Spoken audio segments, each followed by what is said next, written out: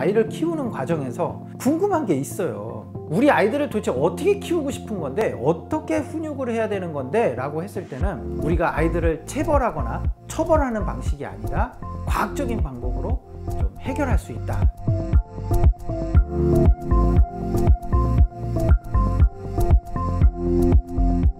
만성질환 아동들에 대한 심리 지원이라는 것을 모토로 해서 이제 출발을 했고요. 지금은 주로 어린이집 쪽으로 나가서 보육교사 선생님들이라든가 부모님이라든가 그다음에 원장님들을 대상으로 해서 저희들이 상담과 그다음에 심리 교육을 하고 있습니다. 우리가 이제 아이들을 기르는 과정에서 좀 부모님들이 힘들어할 수 있는 부분이, 예를 들면 때를 쓴다든가 막 소리를 지른다든가, 근데 이제 이런 문제 행동이 발생을 했을 때 부모님들이 어떻게 이 아이들한테 대처를 하면 좋을지에 대해서 굉장히 좀 혼란할 수 있는 상황이에요. 왜냐면 우리 아이의 사례에 대해서 내가 이렇게 하면 이게 해결이 되는 건지, 이런 부분들에 대해서 상당히 좀 의문이 있을 수 있는데, 저희들이 이제 그 부분에 대해서 답을 가지고 있다. 어린이집에 들어가서 부모님들 상담하고 교육한 게 한 3,000명 정도 어린이집 교사들을 대상으로 해서 교육을 실시하고, 혹은 뭐 집단 상담이라든지 이런 것을 했던 게 한 2,000명 정도 됩니다. 그래서 매년 굉장히 많은 숫자의 이제 그 교육과 상담이 이루어지고 있고요.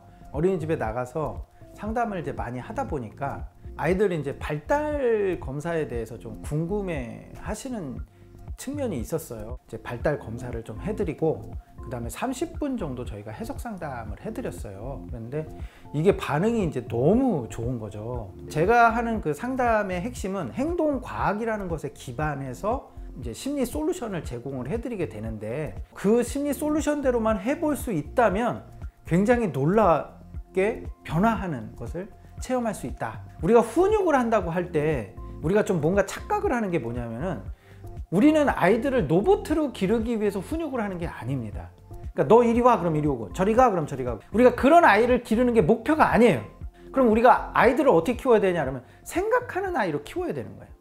생각하는 아이, 스스로 생각하고 스스로 결정할 수 있어야 되고 스스로 행동할 수 있는 아이로 만들어주는 게 핵심입니다. 그런 의미에서 발달 검사를 한번 해보시고, 이제 우리가 이런 게 있는 것 같아요. 이렇게 검사지를 이렇게 딱 받아보면 검사지에 이런저런 좀 코멘트들이 적혀 있는데 조금 더 궁금한 게 있을 수 있거든요. 아, 이게 다인가? 이제 뭐 약간 좀 이런 느낌이 들 때도 있고, 저희들이 그래서 해석 상담이라는 걸 해드리는 거예요. 그 다음에 부모님이 추가로 궁금하신 부분에 대해서 이제 양육 상담을 해드리는 거죠.